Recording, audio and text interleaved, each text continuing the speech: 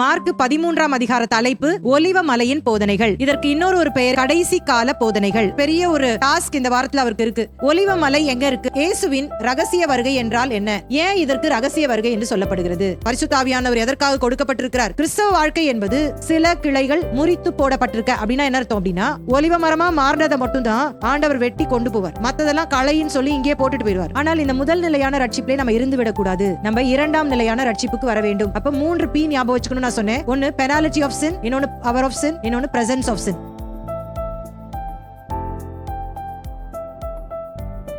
தேவகுமாரனாய் பரலோகத்திலிருந்து இறங்கி வந்த ஊழியனாகிய இயேசு கிறிஸ்துவின் இனிய நாமத்தில் உங்களை நான் வாழ்த்துகிறேன்.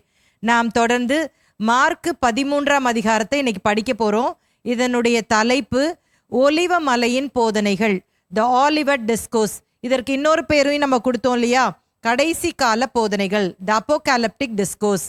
போன வாரத்துல நம்ம 4 வசனங்களை தான் படிச்சோம். இன்றைக்கு மீதமுள்ள வசனங்களை நம்ம படிக்க போறோம். இதுல மொத்தம் 37 வசனங்கள் தான் இருக்குது. என்ன பார்த்திருக்கிறோம் என்பதை ஞாபகப்படுத்திட்டு இன்றைக்குடைய பாடத்தை நம்ம படிக்க போறோம். முதல் 4 வசனங்கள்ல எருசலேம் தேவாலயம் அழிக்கப்படுதல் அப்படின்ற அந்த டாபிக்ல நம்ம படிச்சோம். அந்த வசனத்தை இப்ப வாசிக்கலாம். மார்க் 13ஆம் அதிகாரம் 1 முதல் 4 வரை. அவர் தேவாலயத்தை விட்டு புறப்படும் போது அவருடைய சீஷர்களில் ஒருவன் அவரை நோக்கி, போதகரே, இதோ இந்த கல்லுகள் எப்படிப்பட்டது, இந்த கட்டிடங்கள் எப்படிப்பட்டது பாரும் என்றான். இயேசு அவனுக்கு பிரதியுத்தரமாக, இந்த பெரிய கட்டடங்களை காண்கிறாயே, ஒரு கல்லின் மேல் ஒரு கல் இராதபடிக்கு எல்லாம் இடிக்கப்பட்டு போகும் என்றார். பின்பு அவர் தேவாலயத்துக்கு எதிராக ஒலிவமலையின் மேல் உட்கார்ந்திருக்கையில் பேதுருவும் யாக்கோவும் யோவானும் அந்திரேயாவும் அவரிடத்தில் தனித்து வந்து, இவைகள் எப்பொழுது சம்பவிக்கும், இவைகளெல்லாம் நிறைவேறும் காலத்துக்கு அடையாளம் என்ன, எங்களுக்கு சொல்ல வேண்டும் என்றார்கள். நம்ம ஏற்கனவே போன வாரத்துல படிச்சோம் இல்லையா, இயேசு தேவாலயத்துல உபதேசம் பண்றாரு. உபதேசம் பண்ணிட்டு அவர் அங்கிருந்து புறப்படும் முன்பாக சீஷர்களில் ஒருவன் இயேசுக்கு அந்த கட்டிடங்கள் எல்லாம் காண்பிக்கிறார். காமிச்ச உடனே இயேசு என்ன சொல்லுவார்னு எதிர்பார்த்து அவர் காமிச்சிருப்பாரு. ஆமா, ரொம்ப அழகான தேவாலயம்ல, சூப்பரா இருக்குல்ல அப்படின்னு சொல்லுவாருன்னு நினைச்சாரு. ஆனா இயேசு அதற்கு மாறாக அவர் சொல்றாரு, ஒரு கல்லின் மேல் ஒரு கல் இராதபடிக்கு இது முற்றிலுமாக அழிக்கப்படும் என்று ஒரு அதிர்ச்சியான காரியத்தை சொல்றாரு. அவர்கள் புறப்பட்டு ஒலிவமலைக்கு இப்ப வராங்க. ஒலிவமலைக்கு வந்த பிற்பாடு பேதுரு, யாக்கோபு, யோவான், அந்திரேயா இயேசு கிட்ட கேட்குறாங்க, இவைகள் எப்பொழுது சம்பவிக்கும், அதற்கான அடையாளங்கள் என்ன அப்படின்னு சொல்லிட்டு 2 கேள்விகளை இயேசுட்ட கேட்கறத நம்ம பார்க்கலாம். ஒரு கல்லின் மேல் ஒரு கல் இராதபடிக்கு அழிக்கப்பட்டு போகும் அப்படின்றது எப்ப அப்படிங்கறத அதிகாரத்துல சொல்லல. அது எப்ப நடந்தது அப்படின்னு சொல்லி நம்ம பார்த்தோம். கிபி 70 ரோமர்களால முற்றிலுமாக 2வது தேவாலயம் அழிக்கப்பட்டதை நம்ம படித்தோம். போன வகுப்புல நம்ம என்ன படிச்சோம் அப்படின்னு சொன்னா, இயேசுவின் வருகை அப்படின்னு சொல்லும் பொழுது அதை 2 பகுதிகளாக நம்ம பார்க்க வேண்டும் என்று சொல்லி நான் சொல்லி கொடுத்தேன். ஒன்னு என்னது, ரகசிய வருகை, இன்னொன்னு 2ஆம் வருகை. 2 ஞாபகம் வச்சுக்கலாம் ஈஸியா. இப்ப ரகசிய வருகை அப்படின்னு சொல்லும் பொழுது அதற்கு இன்னொரு பெயர் நம்ம கொடுத்தோம், சபை எடுத்துக்கொள்ளப்படுதல், ராப்சர்.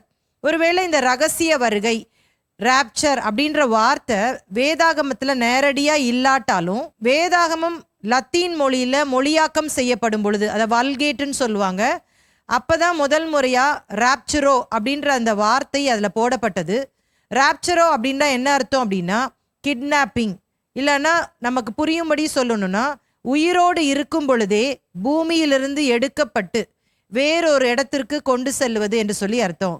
காட் அப் இன் ஏர் என்று சொல்லி போடப்பட்டிருக்கிறது. அப்ப இது ரகசியமாக நடைபெறுகிறபடியினாலே இதை ரகசிய வருகை என்று சொல்லி நாம் அழைக்கிறோம். ஏன் அப்படி சொல்றோம்? இயேசுவினுடைய முதல் வருகை அப்படின்னு சொல்லும் பொழுது இயேசு பூமியில குழந்தையா பிறந்தார். நமக்கு எல்லாருக்கும் தெரியும், கிறிஸ்மஸ் என்று சொல்லி செலிப்ரேட் பண்றோம்ல, அது எல்லாரும் பார்த்தாங்க. இப்ப இந்த ரகசிய வருகை அப்படின்னு சொல்லும் பொழுது எப்பொழுது நடக்கும்? நான் சொன்னேன், இயேசு பூமிக்கு வரமாட்டார், மேகங்கள் மீது வருவார், சபை அங்க எடுத்துக்கொள்ளப்பட்டு அது பரலோகத்திற்கு கொண்டு போகப்படும் என்று சொல்லி நம்ம பார்க்கிறோம். அப்ப பூமிக்கு இயேசு வராததுனாலதான் அதை ரகசிய வருகை என்று சொல்லி சொல்றோம். இது எல்லாருக்கும் அல்ல, சபை மக்களுக்கு மட்டும்தான். ஆனா 2ஆம் வருகை என்று சொல்லும் பொழுது ஏன் பகிரங்க வருகைன்னு சொல்றோம்னா, இஸ்ரவேல் ஜனங்களுக்காக தான் இயேசு 2ஆம் முறையாக இந்த பூமிக்கு வரப்போகிறார். அப்போஸ்தலர் 1ஆம் அதிகாரத்துல இயேசு பரமேறி சென்ற போது அவரை சுற்றி இருந்த சீஷர்கள் வானத்தை அண்ணார்ந்து பார்த்து அப்படியே மலைச்சு போய் பார்த்துட்டு இருந்தாங்க. அப்ப தேவ தூதர்கள் தோன்றி என்ன சொன்னாங்க நம்ம பார்க்கிறோம். உங்களிடத்திலிருந்து எடுத்துக்கொள்ளப்பட்ட இயேசுவானவர் உங்களிடத்திலிருந்து எப்படி எடுத்துக்கொள்ளப்பட்டாரோ அப்படியே மீண்டும் வருவார். அது மாதிரியே ஆண்டவர் பகிரங்கமாக அந்த ஒலிவ மலையிலிருந்து தான் எடுத்துக்கொள்ளப்பட்டார். அங்க அவருடைய பாதங்கள் பதிக்கப்பட போகிறது என்பதை சகரியா தீர்க்கதரிசன புத்தகத்திலே நம்ம வாசிக்கிறோம். அப்ப அதனாலதான் அதை நம்ம என்ன சொல்றோம் அப்படின்னா பகிரங்க வருகை. அப்ப ரகசிய வருகை மனவாட்டி சபையை அழைத்து செல்லுதல். 2ஆம் வருகை அப்படின்னு சொல்லும் பொழுது அது இஸ்ரவேல் ஜனங்கள் அப்படின்றத நம்ம புரிஞ்சுக்கணும். இன்னைக்கு நம்ம என்ன பார்க்க போறோம் அப்படின்னு சொன்னா மார்க் 13ஆம் அதிகாரம் 5-13 வரைக்கும் இயேசுவின் ரகசிய வருகையின் அடையாளங்கள், சைன்ஸ் ஆஃப் ராப்சர். இந்த அதிகாரத்துல நம்ம பார்த்தோம் அப்படின்னு சொன்னா முதல் பார்ட்ல நம்ம பார்ப்போம் ரகசிய வருகையின் அடையாளங்கள். அடுத்த பகுதியில நம்ம பார்ப்போம் 2ஆம் வருகையின் அடையாளங்கள். அடுத்த பகுதியில மறுபடியும் ரகசிய வருகையின் அடையாளங்கள் அப்படின்னு வரும். நம்ம கூட போன வகுப்புல நம்ம படிச்சோம். ஏன் இந்த மாதிரி ஆண்டவர் மாத்தி மாத்தி சொல்லி இருக்கிறாரு அப்படின்னு சொன்னா இத யார்கிட்ட பேசுறாரு? சீஷர்கள்ட்ட பேசுறாரு. இப்ப சீஷர்கள்ட்ட பேசும் பொழுது சபை இன்னும் உருவாகவில்லை. சபை எப்ப உருவாச்சு? அப்போஸ்தலர் 2ஆம் அதிகாரத்துல தான் சபை உருவாச்சு. இப்ப ஆண்டவர் ரகசிய வருகை அப்படின்னு சொல்லும் பொழுது சபையை எடுத்துக்கொள்ளதான் வராரு. ஆனா 2ஆம் வருகை அப்படின்னும் போது அதை இஸ்ரவேல் ஜனங்களுக்கு. இப்ப அன்னைக்கு போய் ஆண்டவர் இது ரகசிய வருகை, இது 2ஆம் வருகை அப்படின்னு சொல்லிட்டு சீஷர்கள் சொல்லியிருந்தார் அப்படின்னா குழம்பி போயிருப்பாங்க. ஏன்னா சபை பத்தி அவங்களுக்கு தெரியாதுல்ல. அதனால மொத்தமா ஆண்டவர் என்ன பண்றாரு? சீஷர்களுக்கு பதில் கொடுக்கிறார். சபை ஆரம்பித்து 2000 ஆண்டுகளுக்கு பிற்பாடு தியானிக்கும் பொழுதுதான் இது ரகசிய வருகை, இது 2ஆம் வருகை என்று சொல்லி நம்ம பிரித்து பார்க்க வேண்டியது இருக்கு. இப்ப எப்படி இதை கண்டுபிடிக்கிறது அப்படின்னு நம்ம குழம்ப வேண்டிய அவசியம் இல்லை. நமக்கு ரொம்ப ஈஸியா ஏற்கனவே வேத பண்டிதர்கள் ஆராய்ந்து இது ரகசிய வருகையின் அடையாளங்கள், இது 2ஆம் வருகையின் அடையாளங்கள் சொல்லிட்டாங்க. அதனால ரொம்ப சிம்பிளா நம்மளால படிச்சிட முடியும். வாசிக்கலாம். மார்க் 13ஆம் அதிகாரம் 5ஆம் வசனம். இயேசு அவர்களுக்கு பிரதியுத்தரமாக, ஒருவனும் உங்களை வஞ்சியாதபடிக்கு எச்சரிக்கையாயிருங்கள். இயேசுவின் ரகசிய வருகைக்கு முன்பாக நடைபெறும் அடையாளங்களை குறித்து தான் தம்முடைய சீஷர்களுக்கு இப்ப கற்றுக் கொடுக்கிறார். இப்ப தெரிந்து கொள்ளப்பட்டவர்களும் வஞ்சிக்கக்கூடிய கொடிய காலத்துல இருக்கிறோம்னு சொல்லி வேதம் சொல்லுகிறது. இயேசு ரகசிய வருகையின் அடையாளங்கள் அப்படின்னு சொல்லும் பொழுது அதுல முதலாவது அவர் சொல்ற காரியம் என்ன அப்படின்னு சொன்னா வஞ்சனை, வஞ்சிப்பார்கள் என்று சொல்லி சொல்றாரு. இதை போலவே இன்றைக்கு பார்க்கிறோம், பல வகையிலே கிறிஸ்தவர்கள் வஞ்சிக்கப்படுகிறத நம்ம பார்க்கலாம். இயேசு என்னைக்கு சபையை ஆரம்பிச்சாரோ அன்னையிலிருந்தே நிறைய இந்த வஞ்சிக்கிற கூட்டம் எழும்பிக்கிட்டே தான் இருந்துச்சு. ஆனா இயேசுவின் ரகசிய வருகை நெருங்க நெருங்க நெருங்க நெருங்க இன்னும் அதிகமாக இந்த வஞ்சிக்கிற கூட்டம் எழும்புகிறது என்பதை நம்மால பார்க்க முடிகிறது. இப்ப பாருங்க, சாத்தானுக்கு கொஞ்ச காலம்தான் இருக்குது அப்படின்னு சொல்லிட்டு மிக தீவிரமாக செயல்படுகிறத பார்க்கலாம். வஞ்சனை அப்படின்னு சொன்னா என்ன அர்த்தம் அப்படின்னா கள்ள உபதேசங்கள் மிக அதிகமாக நம்முடைய இந்த நாட்களிலே காணப்படுகிறதை நம்மால பார்க்க முடிகிறது. சபை ஆரம்பித்த முதற்கொண்டே பலவிதமான கள்ள உபதேசங்கள் சபைகளுக்குள்ள நுழைந்ததுதான். அப்போஸ்தலனாகிய பவுல் அதை குறிப்பிடுகிறார். பேதுரு சொல்றாரு. நிறைய காரியங்கள் நம்மளால வேதத்துல இருந்தே பார்க்க முடியும். அவங்க உபதேசம் பண்ணும் பொழுதே அவர்களுக்கு எதிராக நிறைய பேர் நின்றாங்களாம். இப்ப யூதா நிருபத்தை நாம் வாசிக்கும் பொழுது அதுல ஒரே ஒரு அதிகாரம் தான். யூதா சொல்றாரு, நான் பொதுவான ரட்சிப்பை குறித்து எழுதலான்னு தான் யோசனையா இருந்தேன். ஆனா ஆவியானவர் என்னை இந்த மாதிரி கள்ள உபதேசங்களை குறித்து எழுதும்படியாக என்னை ஏவினதுனால இந்த நிருபத்தை எழுதுறேன்னு சொல்றாரு. அப்பனா அவங்க நாட்களிலேயே இந்த கள்ள உபதேசங்கள் இருந்தது அப்படின்னு தானே அர்த்தம். அப்ப இன்னைக்கு இயேசுவினுடைய வருகை நெருங்கி கொண்டிருக்கிறது. இன்னும் அதிகமாக இது காணப்படும் என்பதை தான் இயேசு இங்க சீஷர்களுக்கு முதல் அறிகுறியா சொல்றாரு. நீங்கள் ஜாக்கிரதையாக இருக்க வேண்டும், ஏனென்று சொன்னால் அநேகர் உங்களை எழும்பி வஞ்சிப்பார்கள் என்று சொல்லி சொல்லுகிறார். ஆரம்ப நாட்கள்ல நம்மெல்லாம் கிறிஸ்துவை ஏற்றுக்கொண்ட புதுதுல நமக்கு நிறைய காரியங்களை நம்முடைய போதகர்கள் கற்றுக் கொடுத்திருக்கிறார்கள். என்ன கற்றுக் கொடுத்திருக்கிறாங்கன்னா, கிறிஸ்தவத்தை கெடுக்கிற நிறைய உபதேசங்கள் இருக்கிறது என்று சொல்லி நாங்க வாலிப நாட்களா இருக்கும் பொழுது ஜெகோவா விட்னஸ், எகோவாவின் சாட்சிகள் என்று சொல்லப்படுகிற ஒரு குரூப்பை குறித்து சொல்லி கொடுத்திருக்கிறாங்க. இவர்கள் குமாரனை மறுதலிக்கிற கூட்டம். இயேசுவை அவங்க தேவன் என்று சொல்லி அங்கீகரிப்பதில்லை. குமாரனை மறுதலிக்கிறவன் அந்தி கிறிஸ்துன்னு தெளிவா சொல்லி இருக்குது. ஆனா இன்றைக்கு அந்த கூட்டமும் மிக அதிகமாக இருக்கிறதை நம்ம பார்க்க முடிகிறது. 2 பேரா வந்து வீடுகளுக்குள்ள நுழைந்து காவல் கோபுரம் என்ற பத்திரிகையை கொடுத்து அநேகரை வஞ்சிக்கிறத பார்க்கலாம். எங்க வீடுகளுக்கு கூட அவங்க வந்திருக்கிறாங்க. இத்தனைக்கும் நம்ம போதகர் என்று தெரிந்திருந்தும் அவர்கள் வந்து எங்களோடு கூட பேச வந்திருக்கிறார்கள். அப்ப இந்த யெகோவா விட்னஸ் அப்படின்ற இந்த குரூப்போடைய மெயின் நோக்கம் என்னன்னா, ஏற்கனவே கிறிஸ்தவர்களாக மாறிவிட்டவர்களை தான் அவங்க பார்ப்பாங்க. புதிதாக யாரையுமே பார்க்க மாட்டாங்க. அப்ப எங்க வீட்டுக்கு வந்த போது நாங்க என்ன சொல்லி அனுப்பிச்சிட்டோம், நீங்க போய் ஆண்டவரை ஏற்றுக்கொள்ளாதவங்களுக்கு போய் சத்தியத்தை போய் சொல்லுங்க, எங்களுக்கு எல்லாம் தெரியும் அப்படின்னு சொல்லி அனுப்பிச்சிட்டோம். ஆனா நிறைய கிறிஸ்தவர்கள் என்ன பண்ணுவாங்க அப்படின்னா, இதுவும் அவங்க பைபிள் தானே சொல்லி தராங்க அப்படின்னு சொல்லிட்டு உள்ள கூப்பிட்டு உட்கார வச்சு அவங்களுக்கு டீ எல்லாம் போட்டு கொடுத்து இந்த உபதேசத்துக்குள்ள விழுந்து போகிற ஒரு நிலையில வந்துடுறாங்க. இதை தாண்டி கள்ள உபதேசம் அப்படின்னு சொல்லும் பொழுது ஒன்லி ஜீசஸ்ன்னு ஒரு குரூப் இருக்காங்க. இவங்க இயேசு மட்டும்தான் நம்புவாங்க, பிதாவும் வேண்டாம் பரிசுத்த ஆவியானவரும் கிடையாது, இயேசுவின் நாமத்தினாலதான் ஞானஸ்நானம் கொடுப்பாங்க. இப்படி ஒரு குரூப் இன்னைக்கும் நம்முடைய பட்டணத்திலையும் இருக்கிறாங்க. இதை தாண்டி இன்னும் பிரபலமா நம்ம பேசணும் அப்படின்னு சொன்னா, மார்மன் என்று சொல்லுகிற அந்த லேட்டர் டே செயின்ஸ் அப்படின்னு சொல்ற ஒரு ஸ்தாபனம் இருக்கு. ஜோசப் மார்மன் அப்படின்றவர் அதை ஆரம்பிச்சாரு. அவர் மூலமாக அந்த ஸ்தாபனம் மிக பெரிதாக அது விரிவடைந்து கொண்டிருக்கிறது. இவங்க எப்படி அப்படின்னா, ஏன் இவங்களை துருபதேசம் அப்படின்னு சொல்றோம் அப்படின்னா, பைபிளை தாண்டி அவங்க ஜோசப் மார்மன் எழுதின அந்த புத்தகத்தையும் அவர்கள் தேவனுடைய வார்த்தையாக அவர்கள் சொல்லுகிறார்கள். அதுதான் டிவைன் வேர்ட் அப்படின்னு சொல்றாங்க. அப்ப அதனாலதான் நம்ம என்ன செய்யக்கூடாது, அந்த காரியத்தை நம்பக்கூடாது, அது துருபதேசம் என்று சொல்லுகிறோம்.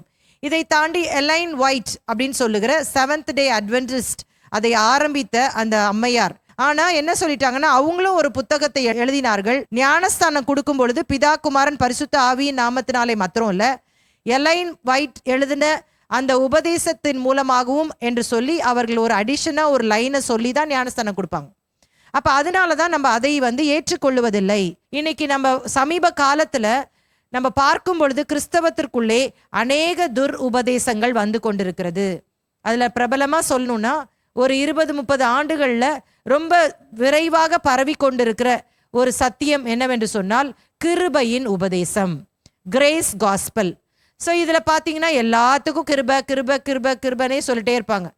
நம்ம கிறிஸ்தவர்கள் அப்படின்னு சொல்லும் பொழுது ஃபுல் காஸ்பல், பூரண சுவிசேஷத்தை நாம் அதை விசுவாசித்து அதன்படி நடக்க வேண்டும் என்று சொல்லி தான் நம்ம கற்றுக் கொடுக்கிறோம். கிருபையினாலே தான் நம்ம ரட்சிக்கப்பட்டிருக்கிறோம். எபேசியர் 2ஆம் அதிகாரம் 8-9 வசனங்களை வாசிக்கும் பொழுது, விசுவாசத்தை கொண்டு கிருபையினாலே ரட்சிக்கப்பட்டிருக்கிறீர்கள், இது உங்களால் உண்டானதல்ல, இது தேவனுடைய ஈவு என்று சொல்லி வேதம் சொல்லுகிறது. ஆனால் ரட்சிக்கப்பட்ட பிற்பாடு நம்ம என்ன செய்யணும் அப்படின்னா, 10ஆம் வசனத்திலே வாசிக்கிறோம், எந்த நற்கிரியையும் செய்வதற்கு தகுதியுள்ளவர்களாக மாறணுமா. we are saved to serve அப்படின்னு சொல்லலாம். நம்ம எதற்காக ரட்சிக்கப்பட்டிருக்கிறோம், நாம் நற்கிரியைகளை செய்வதற்காக ரட்சிக்கப்பட்டிருக்கிறோம். கிருபையினால ரட்சிக்கப்பட்டேன். சரிப்பா, கிருபையினால தான் நம்ம ரட்சிக்கப்பட்டிருக்கிறோம். ஆனா அடுத்து நீ என்ன செய்யணும், நற்கிரியை செய்யணும், கர்த்தருக்காக பணி செய்யணும். இதையே சொல்லி சொல்லி சொல்லி உட்கார்ந்துகிட்டே இருக்காத, நற்கிரியைகளை செய் என்பதை தான் வேதம் சொல்லுது. இன்னொரு உபதேசம் இருக்குது, இது 2 ட்வின்ஸ்னே சொல்லலாம். செழிப்பின் உபதேசம், ப்ராஸ்பெரிட்டி காஸ்பல். இது என்ன அப்படின்னு சொன்னா, அறிக்கையிடு அள்ளிக்கோ அப்படின்னு சொல்றாங்க. என்னன்னா, என்னெல்லாம் நீ அறிக்கை செய்யறியோ, நீ வந்து என் நாமத்தினால எதை கேட்டாலும் அதை நீ வந்து பெற்றுக்கொள்ளுவ. ஹெல்த் வெல்த் காஸ்பல்னு சொல்லலாம். இதை ஒட்டியே இன்னொன்று வருது, என்ன அப்படின்னா, இதெல்லாம் செயின் மாதிரி வந்துட்டு இருக்கு பாருங்க, பாசிட்டிவ் கன்ஃபெஷன், நேர்மறையான அறிக்கை. நீ நேர்மறையா கரெக்டா பாசிட்டிவா அறிக்கை செஞ்சனா அது உன் வாழ்க்கையில நடக்கும். மழையில நனைஞ்சா உனக்கு ஜுரம் வரும்னு சொல்லாத, சொன்னா அது வந்துடும். இது கீழே நீ தடுக்கி விழுந்துருவ, பார்த்து போன்னு சொல்லக்கூடாது, அது நெகட்டிவா. அப்படின்னா உடனே வந்துருமா. அது பிசாசுக்கு இடம் கொடுக்காத அப்படின்னு சொன்னா அது நெகட்டிவா. அது சோதனை வரும், அதை தப்பித்து கொள்ளணும்னா அது நெகட்டிவ். ஸோ பாசிட்டிவா கன்ஃபெஷன் பண்ணுனா உனக்கு அது நடக்கும் அப்படின்னு ஒரு உபதேசம் இருக்குது. அப்ப யோகாக்கும் இந்த பாசிட்டிவ் கன்ஃபெஷனுக்கும் என்ன டிஃபரன்ஸ் அப்படின்னு நம்மளே கேட்டுக்கணும். யோகாவும் அதை தானே சொல்லுது, நேர்மறையா திங்க் பண்ணணும், நம்ம வந்து எதுவுமே நெகட்டிவா திங்க் பண்ணக்கூடாது. அப்ப இங்க தேவ சித்தத்துக்கு இடமே இல்லை பாருங்களேன். இந்த வசனத்தை சொல்லிடுவாங்க, என்ன சொல்லுவாங்க அப்படின்னா, உங்கள் நாவின் கீழ் மரணமும் ஜீவனும் இருக்கிறது, அதனால நீங்க என்ன அறிக்கை செய்றீங்களோ அதுவே வந்துடும். நீ மரணம்னு சொன்னா உனக்கு மரணம் வந்துடும், உனக்கு ஜீவன் சொன்னா ஜீவன் வந்துடும். இது ஆண்டவர் எதற்காக சொல்லியிருக்கிறாரு அப்படின்றத அவங்க டோட்டலா மறந்துடுவாங்க. ஆனா ஒரு குரூப் இருக்கிறாங்க, எப்ப பார்த்தாலும் நெகட்டிவா தான் பேசிட்டே இருப்பாங்க. நல்லா ஜெபம் பண்ணுவாங்க, எல்லாமே பண்ணுவாங்க. ஆனால் எல்லாத்தையுமே நெகட்டிவாகவே யோசிப்பாங்க. அப்படியே பிசாசு வந்து நம்மளை இது பண்ணிரும், அது பண்ணிரும், ஏதாவது நெகட்டிவாகவே திங்க் பண்ணிட்டு இருப்பாங்க. அவங்களுக்கு இது கரெக்டு தான். ஆனால் இது எல்லாருக்கும் இது பொருந்தாது என்பது தான் உண்மை. தேவன் நமக்கென்று சொல்லி ஒரு சித்தத்தை வைத்திருக்கிறார். இப்போ பாசிட்டிவ் கன்ஃபெஷன் பண்ணுறனால அது நடக்கவும் இல்லை. விசுவாசம் வேற, பாசிட்டிவ் கன்ஃபெஷன் வேற. விசுவாசத்தோடு கேட்பது நல்லது. ஆண்டவரை நம்பி நம்ம கேட்குறோம், கண்டிப்பாக கர்த்தர் தருவார். நீங்கள் விசுவாசத்தோடு கேட்டிங்கன்னா நீங்கள் பெற்றுக்கொள்வீர்கள்னு சொல்கிறார். மலையை பார்த்து பெயர்ந்து போனால் அது பெயர்ந்து போகும், இதெல்லாம் இருக்குது. விசுவாசம் உண்டு, ஆனால் பாசிட்டிவ் கன்ஃபெஷன் இல்லை, தெரியுமா? அது நம்ம ஞாபகத்தில் வச்சுக்கணும். ஏன்னா அந்த பாசிட்டிவ் கன்ஃபெஷன் அப்படின்னு சொல்லும் பொழுது நம்ம நிறைய வேளையில் தேவ சித்தத்தை மறுதளிக்கிறோம் என்றே சொல்லிவிடலாம். ஆண்டுடைய சித்தத்தை நம்ம என்ன பண்ணிடுறோம்? மறுதளிக்கிறோம். நம்ம என்னதான் விசுவாசித்து நம்ம கேட்டா கூட நம்ம என்ன ஜெபம் பண்ணணும்? ஆண்டவரே உமக்கு சித்தமானா இந்த காரியத்திலேருந்து எனக்கு கிருபை தாரும் என்று சொல்லி கேட்கணும். இன்னைக்கு நிறைய வேளையில் எதற்கு சித்தம் எடுத்துப்பாங்க தெரியுமா? சபைக்கு வாங்க சிஸ்டர், பிரதர், சபைக்கு வந்துருங்க, பைபிள் படிங்க, ஜெபம் பண்ணுங்க அப்படின்னு சொன்னா, கர்த்தருக்கு சித்தமானா பைபிள் வாசிக்கிறேன், கர்த்தருக்கு சித்தமானா ஜெபம் பண்றேன், கர்த்தருக்கு சித்தமானா நான் சபைக்கு வரேன்னு சொல்லுவாங்க. இது கர்த்தருடைய சித்தம்தான். சபை கூடி வருதுல சிலர் விட்டு விடுகிறது போல நீங்க விட்டு விடாதபடிக்கு ஒருவருக்கொருவர் புத்தி சொல்லுங்கள்னு பைபிள்ல போட்டிருக்கு. அது மாதிரி வேதத்தை படிக்கிறது கர்த்தருடைய சித்தம் தான், ஜெபம் பண்றது கர்த்தருடைய சித்தம் தான். இதை வந்து என்ன பண்ணுவாங்க, வேற எதுக்காவது கனெக்ட் பண்ணி பேசுவாங்க. அப்ப நம்ம தெளிவாக புரிந்து கொள்ள வேண்டும், பாசிட்டிவ் கன்ஃபெஷன் வந்து கிடையாது, விசுவாச அறிக்கை உண்டு. சரிங்களா? இதையும் குழப்பிக் கொள்ளக்கூடாது. இன்னும் நிறைய காரியங்கள் நம்ம சொல்லிட்டே போகலாம். டினையிங் ஆஃப் ஹோலி ஸ்பிரிட், அதாவது பரிசுத்த ஆவியானவரை மறுதளிக்கிற கூட்டம்.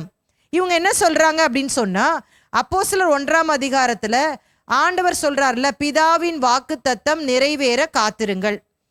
அதனால சீஷர்கள் ஏறக்குறைய 120 பேர் அந்த மேல் வீட்டறையில காத்திருந்து ஜெபித்தார்கள். அவங்க 10 நாட்கள் ஜெபித்த பொழுது பரிசுத்த ஆவியானவர் அந்த மேல் வீட்டறையில அமர்ந்திருந்த அந்த சீஷர்கள் மேல இறங்கினார்ல. அப்ப பேதுரு எழும்பி நின்று பிரசங்கம் பண்றார். அங்க சொல்றாரு, யோவேல் தீர்க்கதரிசியினால் உரைக்கப்பட்டது நிறைவேறும்படி இப்படி நடந்தது அப்படின்னு சொன்னதுனால அன்னைக்கே அது முடிஞ்சிருச்சு. இன்னைக்கு இந்த 21ஆம் நூற்றாண்டுல பரிசுத்த ஆவியானுடைய செயல்பாடுகள் முற்றிலுமாக நின்று விட்டது. அது முதல் நூற்றாண்டுக்குரியது. ஆதி சபையினருக்கு மட்டும்தான். Gifts of the holy spirit கிடையாது, பரிசுத்த ஆவியான வரங்கள் கிடையாது. அந்நிய பாஷை பேசுறவங்க வளர்றாங்க, அவங்க ஃபேக், அவங்க போலியானவர்கள், ஏமாற்றுகிறார்கள் என்று சொல்லி ஒரு கூட்டம் இருக்கிறாங்க. இப்ப நான் இந்த காரியத்தை தெளிவுபடுத்த விரும்புகிறேன். அதாவது போலி எல்லாத்துலேயுமே இருக்குது, அதை நம்ம ஒத்துக்கொண்டு தான் ஆக வேண்டும். போலியாக வரங்கள் செயல்படுத்துவாங்க. ஏன்னா பிசாசுக்கும் வரங்கள் இருந்துச்சு, அதன் மூலமாக அற்புத அடையாளங்கள் நடக்கும். ஆண்டவர் தான் எல்லாவற்றிலும் அற்புதம் செய்கிறாரு அப்படின்னு எல்லா இடங்களையும் கிடையாது. சில வேளையில் பிசாசும் என்ன பண்ணும், அற்புதத்தை செய்யும். அப்போ நம்ம என்ன பண்ணணும், பகுத்தறிவோடு கூட அதில் நம்ம கவனமாக இருக்க வேண்டும்.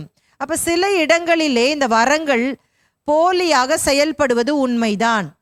ஃபேக்காகவும் அந்நிய பாஷை பேச முடியும். அதனால தான் நம்ம எப்படி அதை ஐடென்டிஃபை பண்ணலாம் அப்படின்றதுக்கு இயேசுவே நமக்கு கற்றுக் கொடுத்துட்டார்ல. ஆண்டுடைய சீஷர்களா சீஷர்கள் இல்லையா அப்படின்னு எப்படி கண்டுபிடிக்க முடியும்? சொல்லுங்க பார்க்கலாம், யார் கரெக்டாக சொல்றீங்கன்னு பார்க்கலாம். கரெக்டாக சொல்லிட்டீங்களே, அவருடைய கனிகளால அறிந்து கொள்ளலாம். ஆண்டவர் சொல்றாரு, நல்ல மரம் நல்ல கனியை கொடுக்கும், கெட்ட மரம் கெட்ட கனிகளை கொடுக்கும். நல்ல மரத்துல போய் கெட்ட கனியை பார்க்க முடியாது, கெட்ட மரத்துல போய் நல்ல கனியை பார்க்க முடியாது. அப்போ கனினா என்ன, இதையும் நிறைய பேர் தப்பாவே எடுத்துக்கிறாங்க.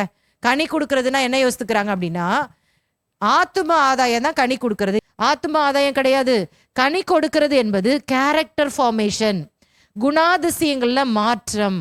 ரொம்ப எளிமையா உங்களுக்கு புரிஞ்சுக்கணும் அப்படின்னா, கலாத்தியர் 5ஆம் அதிகாரத்துல 19ஆம் வசனத்துல இருந்து நம்ம படிச்சோம் அப்படின்னு சொன்னா ரொம்ப தெளிவா புரியும். என்ன அதுல இருக்குது?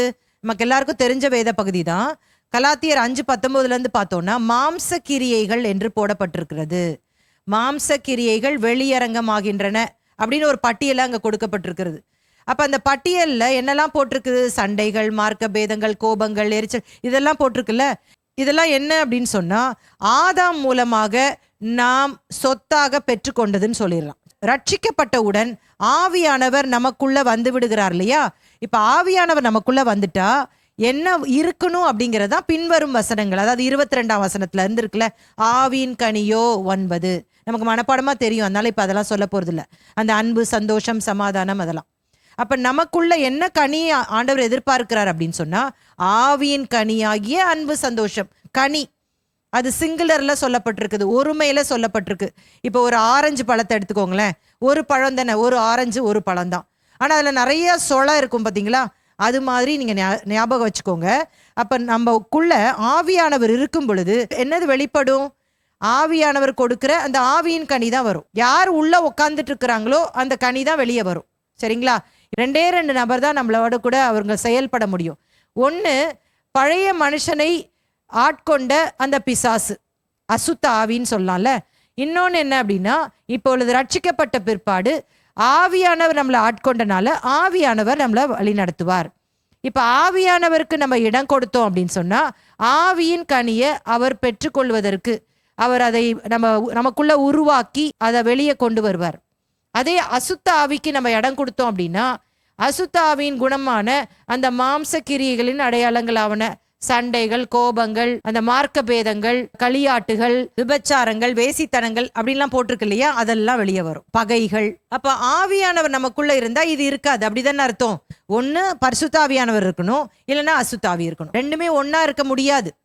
அப்ப நம்ம செக் பண்ணிக்க வேண்டியதான், நமக்குள்ள என்ன இருக்கு அப்படின்றத நம்ம வாழ்க்கையை வச்சு நம்ம யோசித்துக்கலாம். இதெல்லாம் எந்த கனி வெளிப்படுது?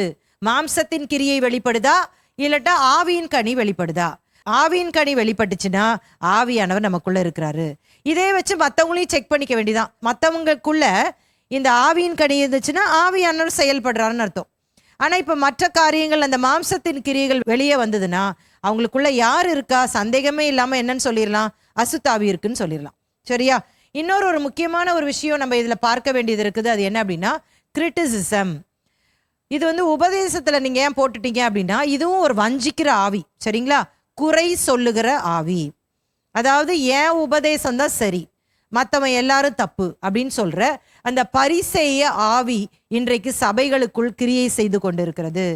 என்ன அவங்க பண்றாங்க அப்படின்னா, எனக்கு தான் நல்லா பைபிள் தெரியும், நான் தான் நல்லா ஜெபம் பண்றேன், நான் தான் எல்லாத்துலேயும் கரெக்டாக இருக்கிறேன், என்னை சுற்றி இருக்கிற எல்லாருமே தப்பு அப்படின்னு சொல்லிட்டு அவங்கள தங்களை தாங்களே பெருமையாய் நினைத்து கொள்ளுகிறார்கள்.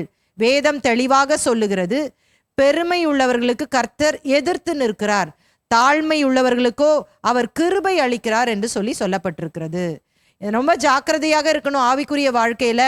மலை பிரசங்கத்திலே நம்ம படிச்சோம், முதல் காரிய ஆண்டவர் என்ன சொல்லி கொடுத்திருக்கிறார்? ஆவியில் எளிமையுள்ளவர்கள் பாக்கியவான்கள், அவர்கள் பரலோக ராஜ்யத்தை சுதந்தரித்துக் கொள்வார்கள். First step to enter into heaven என்னது? அது ஹியூமிலிட்டி.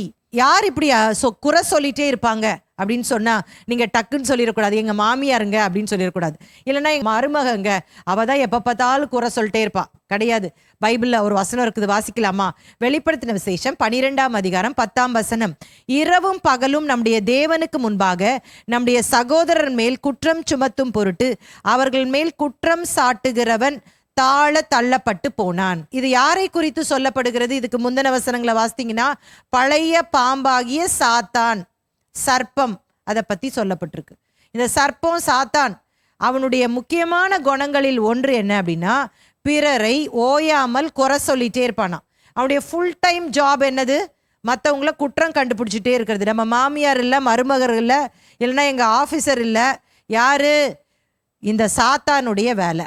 அப்போ இன்னைக்கு யாராவது உங்கள் வீட்டில் முழு டைமாக உட்காந்துட்டு சாப்பிட்டுட்டு குறை சொல்லிகிட்டே இருக்கிறாங்க, சும்மா உட்காந்து குறை சொல்லிட்டே இருக்காங்கன்னா அவங்களுக்குள்ள என்ன ஆவி இருக்குது? பிசாசினுடைய ஆவி இருக்குது. ரொம்ப தெளிவாக நம்மளால் புரிஞ்சு கொள்ள முடியும். அவங்கள போய் பிசாசுன்னு சொல்லிட போகிறீங்க, இன்னும் பிரச்சனை ஜாஸ்தியாயிரும். சரியா? அவங்களுக்குள்ள இருக்கிற ஆவியை நாம் கடிந்து கொள்வோம், அவ்வளோதான். இப்போ நம்ம மற்றவங்களை இதை செஞ்சோன்னா நமக்குள்ள என்ன ஆவி இருக்குது? அந்த கிரிட்டிசிசம் ஆவி. யார் கொடுத்தது? பிசாசு கொடுக்கிறது. அப்ப இன்றைக்கு மிக அதிகமாக கிரியை செய்கிற ஒரு ஆவி என்ன அப்படின்னா இந்த கிரிட்டிசிசம். சிலர் என்ன சொல்றாங்களா, நாங்க விழிப்புணர்வை கொண்டு வர்றோம், நாங்க என்ன பண்றோம், மற்றவங்களெல்லாம் காப்பாத்துறோம். அதற்கு ஒரு முறை இருக்கிறது. எப்படி இப்ப ஆவியானவர் நமக்குள்ள இருந்து நமக்கு கனியை உருவாக்குகிறாரோ அதுபோல ஆவியானவர் நமக்குள் இருப்பாரானால், அந்த தவறை நமக்கு உணர்த்துவாரானால், இப்படி உங்களை சூழ்ந்து நடக்குதுன்னு சொல்வாரானால் ஆண்டவர் ஏற்ற தருணங்களை கொடுப்பார் அதை விளக்கி சொல்லுவதற்கு. அப்ப அங்க நம்ம என்ன பண்ண முடியும்? மாற்றத்தை பார்க்க முடியும். ஆனா அதை விட்டுட்டு குறையா எழுதி எழுதி எழுதி எழுதி சோஷியல் மீடியாவில் போட்டு எல்லாரையும் என்ன பண்ணிட்டு இருப்பாங்க, குற்றம் கண்டுபிடிச்சிட்டே இருப்பாங்க. அப்போ இது யாருடைய ஆவினா பிசாசினுடைய ஆவி. இதில் ரொம்ப நாள் அவங்க அப்படியே இருந்துகிட்டே இருந்தாங்க அப்படின்னா எளிதாக அவங்களுடைய ரட்சிப்பையே அவர்கள் இழந்து போய்விடுவார்கள். மனுஷன் உலகம் முழுவதையும் ஆதாயப்படுத்தினாலும் தன்னுடைய ஆத்துமாவை நஷ்டப்படுத்தினால் அவனுக்கு லாபம் என்ன என்று சொல்லி வேதம் சொல்லுகிறது. ஆகவே நாம் மிகுந்த ஜாக்கிரதையோடு இருக்க வேண்டும். இந்த மாதிரி காரியங்கள் நம்ம சிக்கிவிடக்கூடாது. என்னைக்கெல்லாம் இந்த மாதிரி ஒரு ஸ்ட்ரகிள் நம்ம படுறோமோ அவர் சமூகத்துல போய் உட்கார்ந்து ஆண்டவர்கிட்ட நம்ம கேட்கணும். அடுத்த வசனம் என்ன சொல்லுகிறது? மார்க் 13:6 ஏனெனில் அநேகர் வந்து என் நாமத்தை கொண்டு நானே கிறிஸ்து என்று சொல்லி அநேகரை வஞ்சிப்பார்கள். அடுத்த ஒரு காரியத்துல வஞ்சனையில சொல்லப்படுகிறது. அது என்ன அப்படின்னு சொன்னா கள்ள கிறிஸ்துக்கள். கிறிஸ்துன்னு அவங்களே சொல்லிப்பாங்களாம். நான் பார்த்ததே இல்லையே இதெல்லாம் அப்படின்னு நீங்க சொல்லக்கூடாது. சரித்திரத்தை புரட்டி பார்க்கும் பொழுது சபை ஆரம்பிக்கப்பட்ட முதலே நிறைய பேர் எழும்பி கொஞ்ச நாட்களில் ஆண்டவருக்குள்ளே நாங்கள் வளர்ந்துட்டோன்னு சொல்லி அவங்களே நாங்கள் தான் ஜீசஸ்ன்னு சொல்லியிருக்கிறாங்க அப்படின்னு சரித்திரத்தில் போடப்பட்டிருக்கிறது. ஒன்று, அவர்கள் தான் கிறிஸ்து என்று சொல்லிக் கொள்ளுவார்கள். இல்லாவிட்டால் நாங்கள் கிறிஸ்துவின் பிரதிநிதி என்று சொல்லிக் கொள்வார்கள், ரெப்ரசன்டேட்டிவ் ஆஃப் ஜீசஸ். இந்த காரியம் ரொம்ப ஆச்சரியமாக இருந்துச்சு. நான் இந்த சரித்திரத்தில் உட்காந்து படிக்கும் பொழுது ஒரு நபரை குறித்து வாசித்தேன். அவருடைய பேர் அர்னால்ட் பாட்டர் என்று சொல்லி போடப்பட்டிருக்கிறது. இவர் என்ன பண்ணாரு அப்படின்னா கொஞ்ச நாட்களில் தன்னுடைய பேரை பாட்டர் கிரைஸ்ட் என்று சொல்லி மாற்றிக்கொண்டு திடீரென்று சொன்னாராம், தன்னை பின்பற்றுகிறவர்களை ஆண்டவர் என்னை உயிரோடு கூட எடுத்துக்கொள்ள போகிறார். நான் எப்படி இயேசு கிறிஸ்து பரலோகத்திற்கு எடுத்துக்கொள்ளப்பட்டாரோ அது போல நானும் எடுத்துக்கொள்ளப்பட போறேன்.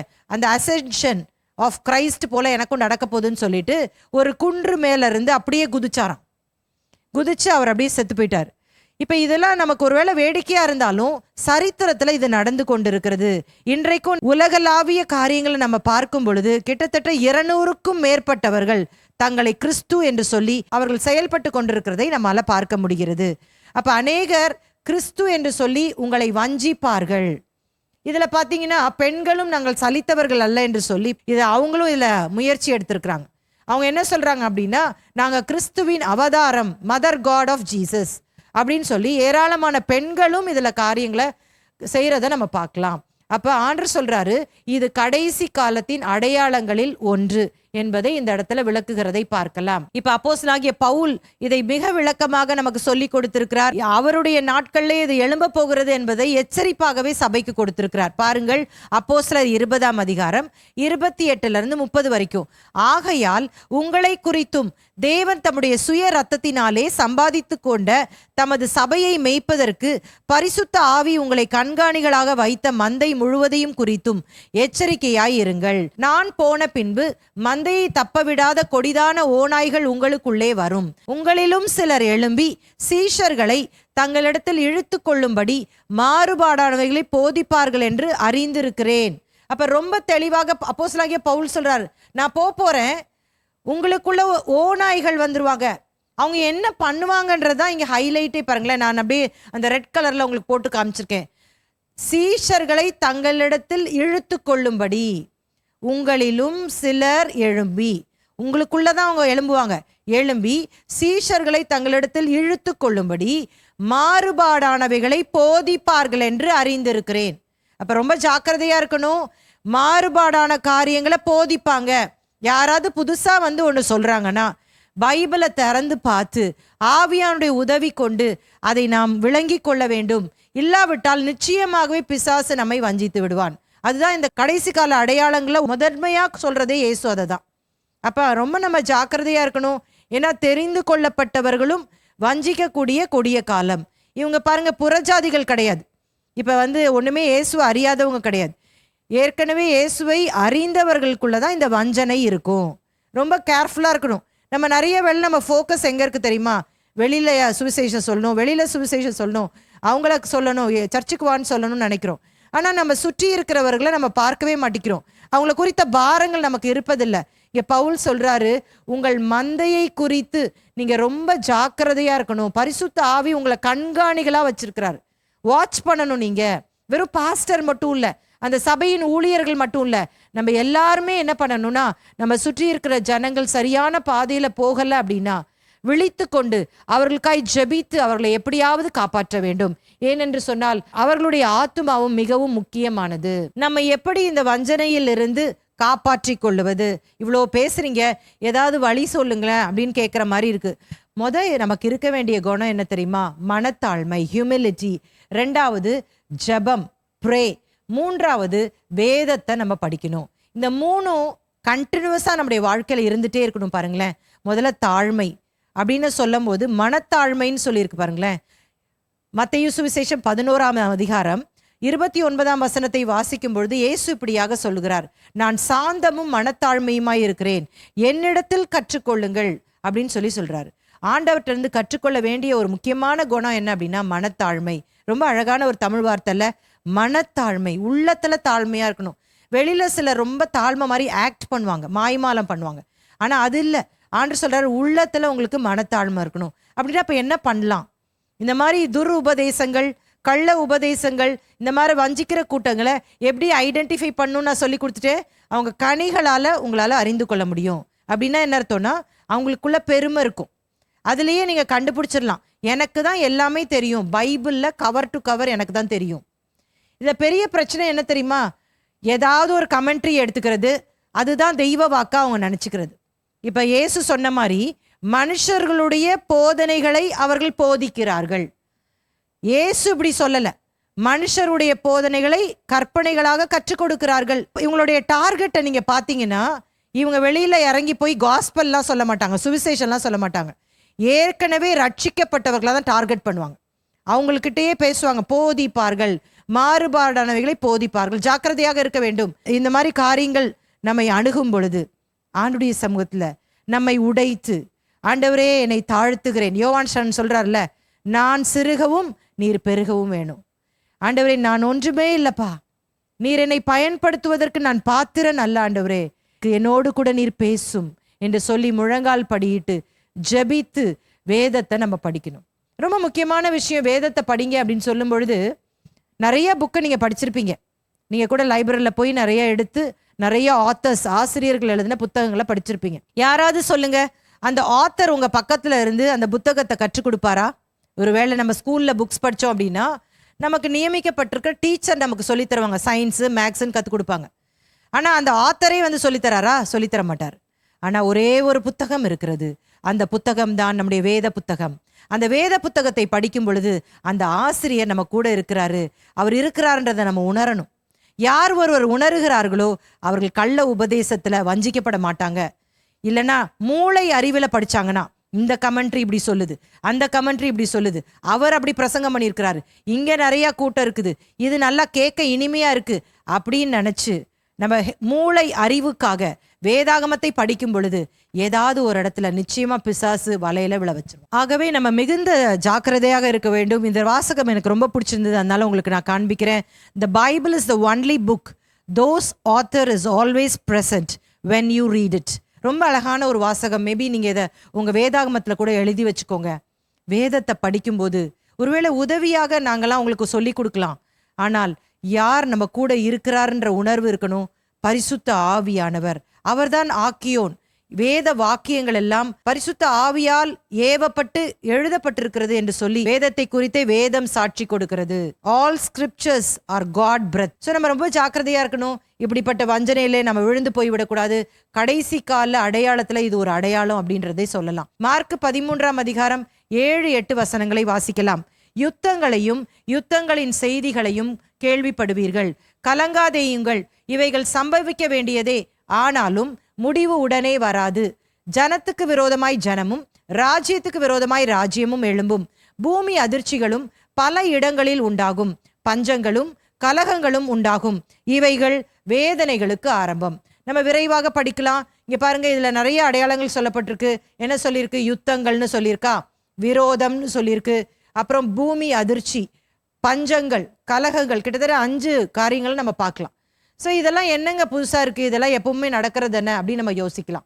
இப்போ பாருங்க, ஏசு இந்த அடையாளம்னு சொன்னதுலேருந்தே நிறைய விஷயங்கள் சரித்திரத்தில் நடந்து கொண்டு தானே இருந்துச்சு.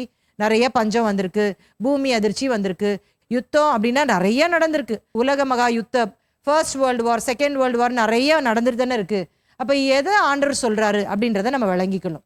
இப்ப பாருங்க, யுத்தங்களையும் செய்திகளையும் கேள்விப்படும் போது, இப்ப இயேசுவின் நாட்களிலும் இல்லைன்னா முதல் நூற்றாண்டு அதுக்கு பிறகு வந்த நாட்கள்ல அந்த செய்திகள்லாம் எல்லாருக்கும் எப்பவுமே தெரியாது. இப்ப ஐரோப்பால ஏதோ ஒண்ணு நடக்குது, அமெரிக்க தேசத்துல ஏதோ ஒண்ணு நடக்குதுன்னு வச்சுக்கோங்களேன்.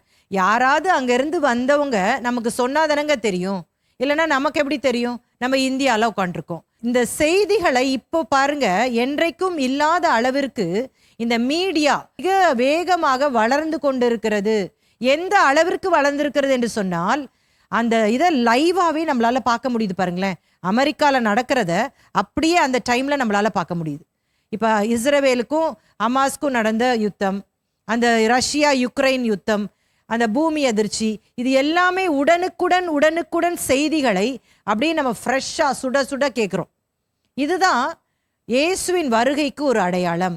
ஒருவேளை இது நடந்து கொண்டுதான் இருக்கிறது என்று சொன்னாலும், இயேசு வருகைக்கு முன்பாக இன்னும் அதிகமாக இது நடைபெறும்.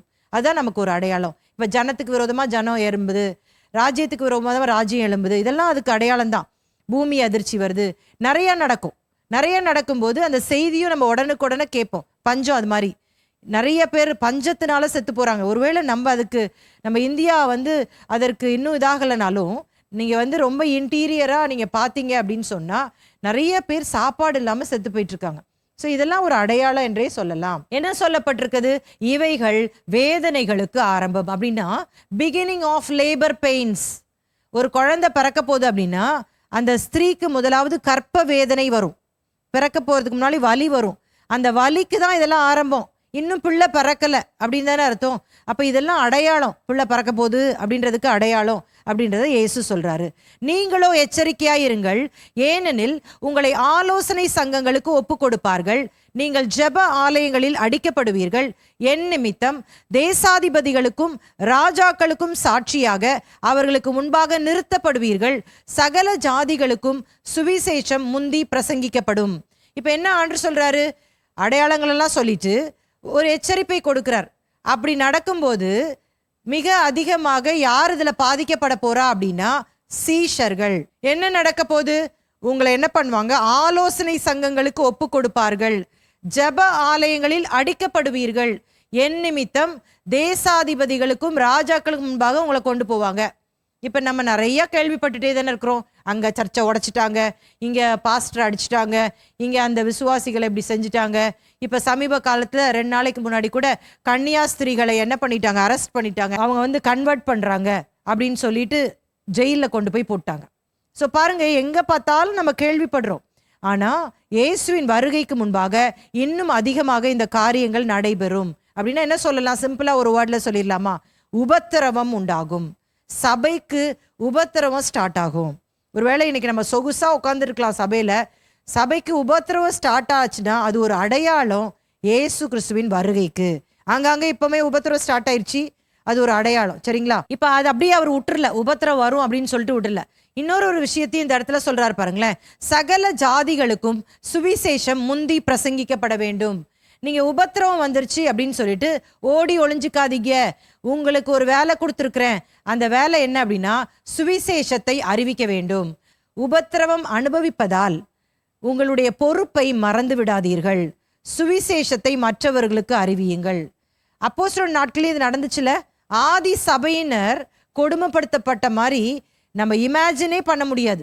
அந்த அளவிற்கு மிகுந்த உபத்திரவம் ஆதி சபையினருக்கு உண்டானது. ஒளிஞ்சுதான் ஆராதனையை நடத்தினாங்க. கான்ஸ்டன்டைன் இந்த உலக பொறுப்பை எடுக்கிற வரைக்கும் சீஷர்கள் சிதறி போய் ஒளிந்துதான் ஆராதனைகள் நடத்தினார்கள். இமீடியட்டா அவர்களுக்கு மரண தண்டனை விதிக்கப்பட்டது. மரண தண்டனைன்னு சொல்றதை விட மிக கொடூரமாக கொலை செய்யப்பட்டார்கள். அப்படி உயிரோடு இருக்கும் போதே அவர்கள் தோள்கள் உரிக்கப்பட்டது என்று சொல்லி சரித்திரம் சொல்லுகிறது. நீரோ மன்னன் நாட்கள்ல பார்க்கும் பொழுது, நீரோ அவன் சந்தோஷமா இருக்கிறதுக்காக கிறிஸ்தவர்களை தூண்கள்ல தலைகீழ கட்டிட்டு உயிரோட எரிச்சிட்டு அவன் அதை ரசிச்சு கொண்டிருப்பானான். அந்த வெளிச்சத்திலே அவன் விளையாட்டுகளை நடத்தி கொண்டிருந்தானான். அப்ப அந்த அளவிற்கு கிறிஸ்தவர்கள் கொடுமைப்படுத்தப்பட்டார்கள், உயிரோடு கூட எரிக்கப்பட்டார்கள். அப்ப கடைசி நாட்கள்லயும் இது நடக்கும். இன்னைக்கு உபத்திரவமே சுத்தமா இல்லை அப்படின்னு நம்ம நினைக்க முடியாது. அப்படிப்பட்ட காரியங்கள் வரும் பொழுதும் கிறிஸ்துவுக்காக நீங்கள் நிற்க வேண்டும், சுவிசேஷத்தை அறிவிக்க வேண்டும் என்று சொல்லி ஆண்டவர் இங்கே சொல்றத பார்க்கலாம். அப்ப நீங்க மறந்துடக்கூடாது. முதலாவது நம்ம ஆனா என்ன செய்யணும் அப்படின்னா, நமக்குள்ள இருக்கிற மாம்ச கிரியைகளை அழித்து ஆவியின் கனியை நமக்குள்ள உருவாக்க வேண்டும். நம்ம ஆவியின் கனியை பெற்றுக்கொண்டு நம்ம சுற்றி இருக்கிற சபை மக்களுக்கு, கிறிஸ்தவர்களுக்கு ஆவியின் கனியை வெளிப்படுத்த வேண்டும், சபையை காப்பாற்ற வேண்டும். அதே நேரத்தில் புறஜாதிகளாய் இருக்கிற ஜனங்களுக்கு இயேசுவின் சுவிசேஷத்தை மனந்திரும்புங்கள் என்று சொல்லி அறிவிக்க வேண்டும். ஸோ இந்த ஆர்டரை நீங்கள் மறந்துடக்கூடாது. நம்மளை சுத்தமாகவே கண்டுக்காமே இருந்துட்டு வெளியில் போய் அங்கே ஊழியம் செஞ்சேன், இங்கே ஊழியம் செஞ்சேன் அப்படின்னு சொல்லக்கூடாது. இந்த சீஷர்கள் பார்த்தீங்கன்னா, அவங்கள ஆண்டவர் யூதர்கள் மத்தியில் சுவிசேஷம் சொல்ல அனுப்புகிறார். போகும்பொழுது அதிகாரத்தை கொடுத்து அனுப்புனாராம். பிரசங்கம் பண்ண, பிசாசுகளை துரத்த, வியாதிகளை சுகமாக்க அதிகாரம் கொடுத்தாராம். அவங்க எல்லாம் பண்ணிட்டு இயேசுவை பார்க்க ஓடி வராங்க. என்ன சொல்கிறாங்க அப்படின்னா, இயேசுவே நாங்கள் பேய் ஓடிடுச்சுப்பா, எங்களுக்கு எவ்வளோ சந்தோஷமாக இருக்குது தெரியுமா, வியாதிக்கு ஜோமனும் சுகாயிருச்சு, சந்தோஷமாக வராங்க. அப்போ இயேசு சொன்ன ஒரு பதிலை நான் ஞாபகப்படுத்துகிறேன். இயேசு சொல்கிறாரு, பிசாசுகள் உங்களை பார்த்து ஓடிச்சு அப்படின்றதுக்காக சந்தோஷப்படாதீங்க, உங்களுடைய பெயர் ஜீவ புஸ்தகத்தில் எழுதப்பட்டிருக்கிறபடியால சந்தோஷப்படுங்க. அப்போ நம்முடைய ப்ரையாரிட்டியை நம்ம மறந்துடக்கூடாது. ஆகவே தான் ஜாக்கிரதையாக இருக்கணும். ஏன்னா எப்போவுமே இந்த வெளியில் போய் ஊழியம் செய்கிறது அப்படின்னா கொஞ்சம் ஜாலி தான். பாருங்களேன், உபத்திரம் இல்லாத வரைக்கும், சரியா, யாருமே நம்மளை அடிக்கலை, யாருமே நம்மளை துன்புறுத்தலை, ரொம்ப ஃப்ரீயாக இருக்குது அப்படின்னா அவன் சர்ச்சை விட்டு புறப்பட்டு போய் நல்லா போய் கைப்பிரதிலாம் கொடுத்துட்டு ஜாலியாக பேசிட்டு நல்லா பஜ்ஜி போண்டாலாம் சாப்பிட்டுட்டு டீலாம் குடிச்சிட்டு சாப்பாடெலாம் ஜாலியாக இருக்கும் வெளில போயிட்டு வர்றது. அது தப்புன்னு நான் சொல்லலை, நல்லா போகணும், நல்லா சுவிசேஷம் சொல்லும், எல்லாம் சரிதான். ஆனால் நம்மளுடைய ப்ரையாரிட்டி என்னவா இருக்கணும் அப்படின்னா, எனக்குள்ளே மாற்றத்தை ஆண்டவர் உண்டு பண்ணணும் அப்படின்னு சொல்லிட்டு ஒவ்வொரு நாளும் காத்திருக்கணும். ஆண்டவர் நம்மை மனவாட்டியாக ஆயத்தப்படுத்தி கொண்டிருக்கிறார் என்பதை மறந்து போகக்கூடாது. இதான் நம்முடைய ப்ரையாரிட்டி. இதை கோட்டை விட்டுட்டு எல்லாருக்கும் ஊருக்கெல்லாம் போய் உபதேசம் பண்ணிட்டு நம்மளே பரலோகத்துக்கு போகலாம் எப்படி இருக்கும்னு யோசித்து பாருங்களேன். நம்ம எல்லாருக்கும் போய் ஏசு நல்லவர்னு சொல்லிட்டு வரோம். அவங்கெல்லாம் என்ன பண்ணிடுறாங்க, பரலோகத்துக்கு போயிடுறாங்க. நம்ம பழைய கதையே செஞ்சுக்கிட்டு ஆண்டவருக்கு பிரியமில்லாத காரியத்தை செஞ்சுட்டு ஊழியம் மட்டும் செஞ்சோன்னா, நான் போன வகுப்பில் சொன்னேன், எல்லாமே பண்ணிட்டு கனி கொடுக்கலன்னா அந்த கோடரி அதுக்கு தெரியாது நீ ஊழியம் செஞ்சியா, நீ வர்ஷிப் நடத்தினியா, நீ பாட்டு எழுதினியா, மியூசிக் வாசித்தியா, பிரசங்கம் பண்ணியா, இதெல்லாம் தெரியாது அதுக்கு. அது என்ன பார்க்கும், கனி இருக்கா கனி இல்லையா. கனி இருக்குன்னா விட்டுரும், ஏன்னா ஆண்டவர் அதுக்கு அப்படி தான் சொல்லியிருந்தாரு, கனி இல்லைன்னா வெட்டி போட்டுரும், அவ்வளோதான் செய்யும்னு சொன்னேன். அப்போ நம்முடைய வாழ்க்கையில் நம்ம அதுக்கு தான் முக்கியத்துவம் கொடுக்கணும். இதை முதல்ல சரிப்படுத்திக்கணும். சரிப்படுத்திட்டோன்னு இல்லை அப்படின்னா நீங்கள் சொல்கிறீங்களா, நாங்கள் எப்போ சரியாகிறது, நாங்கள் எப்போ போய் ஊழியம் செய்கிறதுன்னு சொல்லக்கூடாது. அதாவது ஒன்று சரிப்படுத்தி கொண்டே இருக்க வேண்டும், இல்லாட்டா சரிப்படுத்தணுன்ற எண்ணமாவது இருக்கணும். சரியா, ரெண்டு விஷயம் நீங்கள் ஞாபகம் வச்சுக்கணும், நல்லா ஞாபகம் வச்சுக்கோங்க. என்னது அப்படின்னா, ஒன்று நம்ம சரிப்படுத்தி கொண்டே இருக்கிறோம் என்ற அந்த விசுவாசம் நமக்கு இருக்கும், நம்ம அப்படியே போயிட்டு இருப்போம். இன்னொன்று சரிப்படுத்தி விடுவோம் அப்படின்ற நம்பிக்கையோடு கூட, அவருடைய துணையோடு கூட அந்த ஆசையாவது இருக்கணும். இதுக்கு சுத்தமாகவே முயற்சியே எடுக்காம நம்ம இஷ்டத்துக்கும் நம்ம நடந்துட்டு இருந்தோம் அப்படின்னா நம்ம செய்கிற ஊழியம் வேஸ்ட்டு.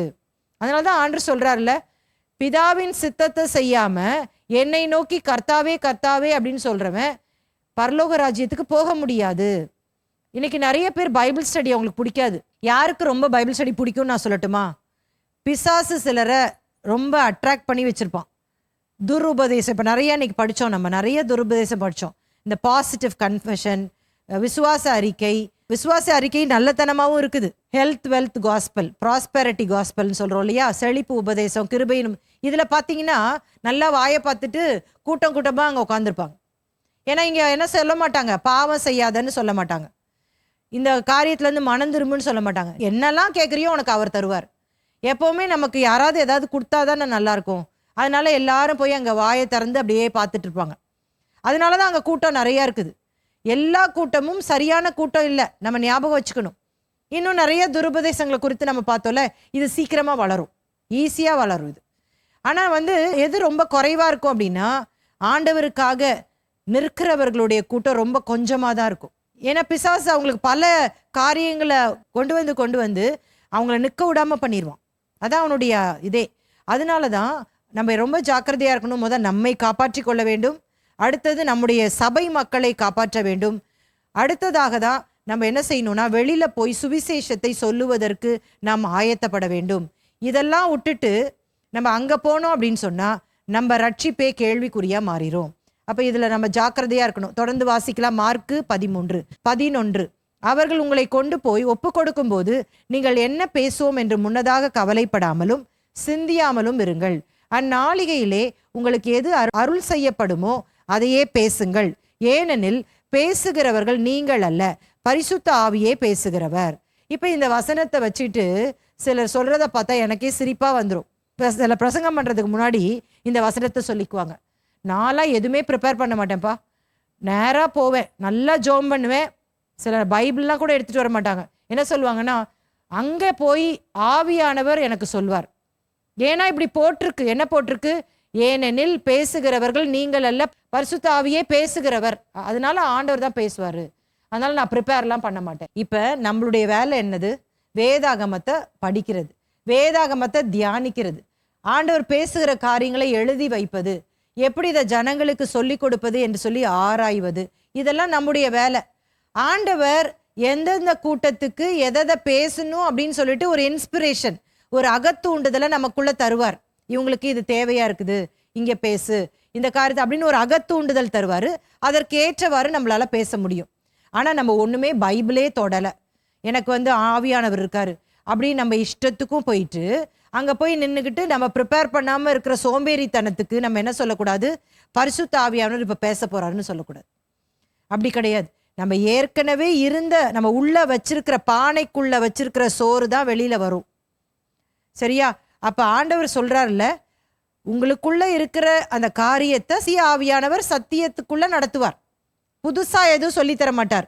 பைபிள்ல இருக்கிற வசனத்தை அவர் பகுத்து அவர் போதித்து தருவார். சிலருக்கு ஒன்றும் பேக்ரவுண்டும் தெரியாது, ஒன்றும் தெரியாது, எதையாவது யோசிச்சுக்கிட்டு யாராவது சொன்ன வச்சு அவங்களே என்னத்தையாவது சொல்லிக்கிட்டு இதுதான் அப்படின்னு சொல்லிட்டு சண்டை பிடிச்சிட்டு இருப்பாங்க. இதுதான் வேதத்திலே சொல்லப்பட்டிருக்கேன், மார்க்க பேதங்கள். ஏன்பா உபதேசம்னு அடிச்சுக்கிறீங்க? பரிசுத்த வாழ்க்கை ரொம்ப முக்கியம், என்னோடு கூட இருக்கிற உறவு முக்கியம் அப்படின்றதான் ஆண்டவர் கற்றுக் கொடுக்கிறார். பாருங்க 12ஆம் வசனம். அன்றியும் சகோதரன் சகோதரனையும் தகப்பன் பிள்ளையையும் மரணத்துக்கு ஒப்பு கொடுப்பார்கள். பெற்றாருக்கு விரோதமாக பிள்ளைகள் எழும்பி அவர்களை கொலை செய்வார்கள். கடைசி நாட்களில் இன்னொரு அடையாளத்தை சொல்றாரு. எவ்வளோ எக்ஸ்ட்ரீமுக்கு போவாங்களாம், ரொம்ப க்ளோஸ் ரிலேஷன்ஷிப் கூட, அதாவது தகப்பன் பிள்ளை உறவு கூட ஒருத்தரை கொலை செய்கிற அளவுக்கு மாறிடுவாங்களாம். எவ்வளோ டேஞ்சர் பாருங்களேன். சுவிசேஷம் அறிவிக்கும் பொழுது எல்லாரும் உங்களை ஏற்றுக்கொள்ள மாட்டாங்க, சிலர் ஏற்றுக்கொள்ளாமலும் இருப்பாங்க. நீங்கள் இதை ரொம்ப ஹையர் எக்ஸ்பெக்டேஷனோட போகாதீங்க. உங்களை உபத்திரவப்படுத்துவாங்க, ஆலோசனை சங்கத்துக்கு கொண்டு போய் விடுவாங்க. அந்த நேரத்தில் நீங்கள் செய்ய வேண்டியதை பரிசுத்த ஆவியானவர் உங்களுக்கு கற்றுக் கொடுப்பார். இதை பாருங்க, அப்போஸ்தலர் நடபடிகளை முழுசுமே நம்ம படிக்கலாம் தெரியுமா? இந்த பேதுரு, இந்த யோவான், இந்த மற்ற சீஷர்கள்லாம் பாருங்களேன், இயேசுவுக்காக பாடு அனுபவித்த பொழுது அவருக்காக பாடு அனுபவித்தது சந்தோஷமாக ஏற்றுக்கொண்டு ஆலோசனை சங்கத்தை விட்டு அவர்கள் வெளியே வந்தாங்கன்னு போட்டிருக்கு. நம்ம யாராவது அப்படி செய்ய முடியுமா? பாடு அடி வாங்கிட்டு உத வாங்கிட்டு இயேசுக்காக நான் அடி வாங்கினேன்னு சந்தோஷமா வந்தாங்களாம். நம்ம என்ன பண்ணுவோம்? அடி வாங்குற உத வாங்குற சூழ்நிலை வந்துன்னா ஒரே புலம்பி தள்ளி அழுது ஒப்பாரி வச்சு பயங்கரமா ஆர்ப்பாட்டம் பண்ணிடுவோம். ஆனா இவர்கள் இடத்துல இருந்து நம்ம கற்றுக்கொள்ளணும். அப்போஸ்தலர் நடபடிகள் 3ஆம் அதிகாரத்துல ஒரு சம்பவத்தை வாசிக்கிறோம் பாருங்களேன். தேவ ஆலயத்துல 9ஆம் மணி வேளையில பேதுருவும் யோவானும் போனாங்களாம். போகும் பொழுது வாசல்ல பிச்சை கேட்டு கொண்டிருந்த ஒரு சப்பானியை பார்க்குறாங்க. அவன் எல்லார்ட்டையும் பிச்சை கேட்குற மாதிரி பேதுருட்டையும் யோவான்ட்டையும் கேட்குறான். அப்போ பேதுரு யோவானுடைய பதில் என்ன? பொன்னும் வெள்ளியும் எங்களிடத்தில் இல்லை, எங்களிடத்தில் இருக்கத உனக்கு தரேன்னு சொல்லி நசரனாகி இயேசுவின் நாமத்தினால எழும்பி நட அப்படின்னு சொன்ன உடனே அவன் எழும்பி நடந்துட்டானான். இவன் பிறவியிலேருந்து சப்பானிங்க. எவ்வளோ ஆச்சரியமா இருந்திருக்கும். அந்த ஜெப ஆலய தலைவர்கள், மூப்பர்கள், வேதபாரகர்கள் அப்போ இவங்களை பிடிச்சி ஜெயிலில் போட்டுறாங்க. இப்போ இவங்களால அந்த அற்புதத்தையும் மறுதளிக்க முடியல, அதனால நல்லா திட்டி அடித்து வார்ன் பண்ணுறாங்க. அப்போ பேதுரு ஒரு பதில் சொல்கிறாரு, அதை வாசித்துருவோமா? அப்போஸ்தலர் 4ஆம் அதிகாரம் 10ஆம் வசனம். உங்களால் சிலுவையில் அறையப்பட்டவரும் தேவனால் மரித்தோரிலிருந்து எழுப்பப்பட்டவருமாய் இருக்கிற நசரனாகிய இயேசு கிறிஸ்துவின் நாமத்தினாலேயே இவன் உங்களுக்கு முன்பாக சொஸ்தமாய் நிற்கிறான் என்று உங்கள் எல்லாருக்கும், இஸ்ரவேல் ஜனங்கள் எல்லாருக்கும் தெரிந்திருக்க கடவது. ரொம்ப தைரியமா சொல்றார். அவங்க அந்த மத போதகர்கள் தைரியமா சொல்றத பார்க்கலாம். அதை கேட்டுட்டு இவங்க பதில் பாருங்களேன். அப்போஸ்தலர் 4:13 பேதுருவும் யோவானும் பேசுகிற தைரியத்தை அவர்கள் கண்டு அவர்கள் படிப்பறியாதவர்கள் என்றும் பேதமை உள்ளவர்கள் என்றும் அறிந்தபடியினால் ஆச்சரியப்பட்டு அவர்கள் இயேசுவுடனே கூட இருந்தவர்கள் என்றும் அறிந்து கொண்டார்கள். அப்ப பரிசுத்த ஆவியானவர் ஊற்றப்பட்ட போது இவங்களுக்கெல்லாம் அந்த தைரியம் கிடைச்சிருச்சு. இதே பேதுரு இயேசுவை சிலுவையில் அறையும் முன்பாக அந்த அரண்மனை முற்றத்தில் இருந்த அந்த வேலைக்காரிக்கு முன்பாக அந்த நபர்களுக்கு முன்பாக 3 முறை மறுதலித்து சத்தியம் பண்ணினான். ஆனால் பரிசுத்த ஆவியானவர் அவனுக்குள் ஊற்றப்பட்ட பொழுது, அவன் அந்நிய பாஷையின் அடையாளத்தோடு கூட அவன் பேசின பொழுது, அவனுக்குள்ள அந்த ஆவியானுடைய செயல்பாடு இருந்ததை பார்க்கலாம். அதனால தான் இப்ப அவர்களுக்கு முன்பாக தைரியமாய் பேசுகிறதை எல்லாருமே அதை ஐடென்டிஃபை பண்ண ஆரம்பிச்சிட்டாங்க. இந்த பேதுரு தானே அன்னைக்கு அப்படி இருந்தான், ஆனா இவ்வளோ தைரியமா பேசுறானே, அப்ப இவன் நசரேயனாகிய இயேசுவின் நாமத்தினால தான் பேசுறான் அப்படின்றத ஐடென்டிஃபை பண்ணிக்கிறாங்க. இன்னைக்கு என்னையும் உங்களையும் மற்ற ஜனங்கள் பார்க்கும் பொழுது நமக்குள்ள இருக்கிற இயேசுவை அவர்கள் பார்க்க வேண்டும். அதுபோல ஆவியானுடைய செயல்பாட்டிற்கு நம்ம கீழ்ப்படிந்து நடக்கும் பொழுது அந்தந்த நேரத்தில் அவர் உதவி செய்வார். பாருங்களேன், அப்போஸ்தலனாகிய பவுலுடைய வாழ்க்கையில பாருங்க, அவங்க ஊழியம் செய்ய புறப்படுகிறார்கள். ஆவியானவர் தான் பர்னபாவையும் பவுலையும் பிரித்தெடுத்தார் என்று சொல்லி அப்போஸ்தலர் நடபடிகள் 13ஆம் அதிகாரத்துல வாசிக்கிறோம். எல்லாரும் ஊழியம் செய்யறாங்க. பவுல் ஒரு இடத்துல பார்க்கும் பொழுது அவர் யோசிக்கிறாரு, இந்த இடத்துக்கு போய் ஊழியம் செஞ்சா நல்லா இருக்கும், அந்த இடம் நிறைய ஜனங்க இருக்கிறாங்க அப்படின்னு நினைக்கிறார். ஆனா ஆவியானவர் வேற ஒரு திட்டத்தை வச்சிருக்கிறார். அப்ப ஆவியானவர் சொல்றாரு, பவுல் நீங்க போகாத, நீ இங்கே போ அப்படின்னு சொல்றத நம்ம பார்க்கலாம். அப்படிதாங்க ஊழியம் செய்யணும். ஊழியம் செய்யும் பொழுது அவன் ஊழியம் செய்கிறான், இவன் ஊழியம் செய்கிறான், அவங்க ஊழியம் செய்கிறான், ஆசையா இருக்கு, ஜாலியா இருக்கு, இப்படின்ற நோக்கத்தோடு கூட நம்ம ஊழியம் செய்யக்கூடாது. ஆவியானவர் நடத்துகிற பாதையில போனோம் அப்படின்னா பலனை கொடுக்காம அவர் திரும்ப அனுப்பவே மாட்டார். திருப்தியோடு வருவோம், நம்ம சந்தோஷத்தோடு திரும்பி வருவோம். கர்த்தருக்காக மிகுந்த ஒரு பொக்கிஷத்தை, கொள்ளை பொருளை கொண்டு வருவோம். அதனாலதான் பரிசுத்த ஆவியானவரை மட்டுப்படுத்தக்கூடாது. ஜோமனனும் தாழ்மையோடு கூட அவருடைய சமூகத்துல ஜெபிக்கும் பொழுது, ஆண்டவரே எனக்கு காட்டுங்கப்பா, எனக்கு வழி காட்டுங்க, இந்த இடத்திற்கு நாங்க போகலாமா வேண்டாமா, எங்களோடு கூட இடைப்படுங்க, நாங்க போறதுக்கு எங்களுக்கு அனுமதி கொடுப்பீர் என்று சொன்னால் அதுல திரளான ஆண்டவரே விளைச்சலை நாங்கள் பெற்றுக்கொள்ள, அறுவடையை பெற்றுக்கொள்ள எங்களுக்கு நீர் உதவி செய்யும் என்று சொல்லி நம்ம ஆண்டவர்கிட்ட கேட்டுட்டு போகணும். நம்ம ஜெபம் பண்ணாம பழக்கத்துல நம்ம செஞ்சுட்டு இருந்தோம்னு வச்சுக்கோங்களேன், நம்மளால அந்த அளவிற்கு பலன் பார்க்க முடியாது. ஏன் அப்படின்னா ஆண்டவர் நிறைய பேரை ஒரு ஆயத்தத்தோடு வைத்திருக்கிறார். பாருங்களேன், இந்த உலகத்துல நீங்க பார்க்கும் பொழுது, அதாவது சீக்கர்ஸ்ன்னு சொல்லுவாங்க, கடவுளை தேடுகிற எண்ணத்தோடு இருக்கிறவர்கள். அவங்கள நம்ம பார்க்கணும் அப்படின்னா நம்ம கண்கள் திறக்கப்படணும். எந்த இடத்துல யார் யார் இருக்கிறா, ஒருவேளை நம்ம கூட வேலை செய்கிறவங்களா இருக்கலாம், நம்ம குடும்ப அங்கத்தினராக இருக்கலாம், இல்லைன்னா நம்ம சமுதாயத்தில் வாழுகிறவங்களா இருக்கலாம். நிறைய வேளை நம்ம சொல்லுவோம்ல, நான் அத்தனை வாட்டி சொன்னேன் கேட்கவே இல்லை, ஆனால் அவங்க சொன்னோன்னே அவங்க கேட்டாங்க அப்படின்றோம்ல. அப்போ இது ஆண்டவர் சிலருக்கு சிலர் மூலமாக நடப்பிக்க வேண்டும் என்று சொல்லி அவர் வைத்திருக்கிறார். அப்படிதான் அவர் நடப்பிக்கணும்னு நினைக்கிறாரு. அப்போ நம்ம பரிசுத்த ஆவியான உதவி கொண்டு நம்முடைய ஊழியங்களை செய்யும் பொழுது உபத்திரவம் கூட நமக்கு சந்தோஷமா தான் இருக்கும். நான் சொல்வேன், உபத்திரவம் கூட அன்னைக்கு இருந்த அப்போஸ்தலருக்கு சந்தோஷமா இருந்தது மாதிரி நமக்கும் சந்தோஷமா தான் இருக்கும். யாராவது 2 குடைச்சல் கொடுத்தாங்கன்னா கூட கர்த்தர் தான் இதை அனுபவிச்சார் அப்படின்னு நம்ம ஏற்றுக்கொள்வோம். அந்த அக்செப்டன்ஸ் நமக்குள்ள வந்துடும். அப்ப இன்னைக்கு நம்ம 7 விதமான காரியங்களை பார்த்திருக்கிறோம். ரகசிய வருகையின் அடையாளங்கள், கள்ள உபதேசத்தினால வஞ்சனை, இன்னொன்னு கள்ள கிறிஸ்துக்களால் ஏற்படும் வஞ்சனை, 2ஆ நம்ம பிரிச்சிருக்கிறோம். 3வது யுத்தம், 4வது விரோதம், 5 பூமி அதிர்ச்சி, 6 பஞ்சம், 7 உபத்திரவம். ஸோ இதை ஞாபகம் வச்சுக்கலாம். அழகா பட்டியல் போட்டு நம்ம கொடுத்துருக்குறோம். இந்த காரியத்தை நீங்க தியானிங்க. இது ரொம்ப முக்கியமான காரியங்கள், நிறைய காரியங்கள் நம்ம பார்த்துருக்குறோம். நம்மளுடைய முக்கியமான விஷயம் என்ன அப்படின்னு சொன்னா, நம்முடைய ஆத்துமா தான் ரொம்ப முக்கியமானது. புரியுதுங்களா? ஸோ 2வது தான் ஊழியம். ஃபர்ஸ்ட் நம்ம ஆண்டவருக்கு பிரியமா நடக்கணும். ஸோ இந்த அடையாளங்கள்லாம் சொல்லும் பொழுது நம்ம ஆத்துமாவை நம்ம இழந்து போயிடக்கூடாது. நம்ம ஆத்துமாவை நாம் என்ன பண்ணிக்கணும், பத்திரமா பாதுகாத்து கொள்ளணும். எல்லாத்தையும் காப்பாத்திட்டு நான் ஆத்துமாவை இழந்துட்டேன்னா அதனால நம்ம நஷ்டப்பட்டு போயிடுவோம், நம்ம நித்திய ஜீவனை இழந்து போய்விடுவோம். ஸோ இந்த அடையாளங்கள்லாம் நம்ம தியானிச்சு நம்ம ஏதாவது காரியங்களில் தவறி இருந்தோம் என்று சொன்னால் நம்மளை சரி செய்து கொண்டு அவரை பின்பற்றுவோம். நம்மை சூழ்ந்திருக்கிற ஜனங்களையும் கர்த்தருக்காக ஆயத்தப்படுத்துவோம். கண்களை மூடி ஜெபம் பண்ணலாமா? கிருபையும் இரக்கமுள்ள நல்ல தகப்பனே, இந்த மாலை வேளைக்காக ஸ்தோத்திரம். எங்களோடு பேசி நம்முடைய வார்த்தைகளுக்காக நன்றி செலுத்துகிறோம். ரகசிய வருகையின் அடையாளங்கள் என்ற இந்த முதல் பாகத்தை இன்றைக்கு படிக்க கர்த்தாவே நீர் உதவி செய்திருக்கிறீர். ஒருவேளை இது ஒரு நீண்ட பாடமாய் இருந்தாலும் இதை நாங்கள் மறக்காமல் எங்களுடைய தனிப்பட்ட வாழ்விற்கு நாங்கள் முதலாவது முக்கியத்துவம் கொடுத்து செயல்பட எங்களுக்கு பலன் தாங்க. ஆவியானவரே, நாங்கள் ஒவ்வொரு நாளும் உடைய சமூகத்துல தாழ்த்தி ஜெபிக்க அந்த மனத்தாழ்மை தரித்து கொள்ள எங்களுக்கு உதவி செய்யுங்க. வேதத்தை படிக்கும் பொழுது கூட மூளை அறிவிற்காக நாங்கள் படிக்காத படிக்கு ஆண்டவரே, ஆவியானவரே, நீர் ஆண்டவரே இதை எங்களுக்கு கற்றுத்தர வேண்டும் என்று சொல்லி நாங்கள் ஜெபிக்கிறோம். நீரே எல்லா மகிமையும் எடுத்துக்கொள்ளும். இயேசுவின் மூலம் ஜெபம் கேளும் நல்ல பிதாவே, ஆமேன். கர்த்தர் உங்களை ஆசீர்வதிப்பார்.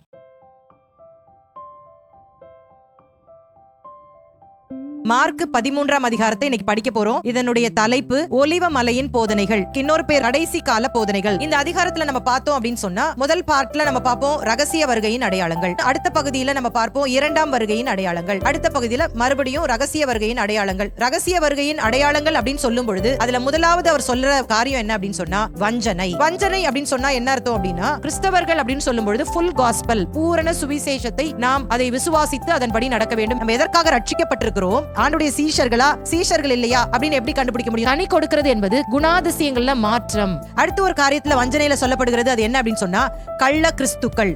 வேதத்தை படிக்கும் போது ஒருவேளை உதவியாக நாங்களாம் உங்களுக்கு சொல்லி கொடுக்கலாம், ஆனால் யார் நம்ம கூட இருக்கிறார்ன்ற உணர்வு இருக்கணும். பரிசுத்த ஆவியானவர். இப்ப என்ன ஆண்டு சொல்றாரு? அடையாளங்கள் எல்லாம் சொல்லிட்டு ஒரு எச்சரிப்பை கொடுக்கிறார். 7 விதமான காரியங்களை பார்த்திருக்கிறோம். ரகசிய வருகையின் அடையாளங்கள், கள்ள உபதேசத்தினால வஞ்சனை, இன்னொன்னு கள்ள கிறிஸ்துக்களால் ஏற்படும் வஞ்சனை, 3வது யுத்தம், 4வது விரோதம், 5 பூமி அதிர்ச்சி, 6 பஞ்சம், 7 உபத்திரவம்.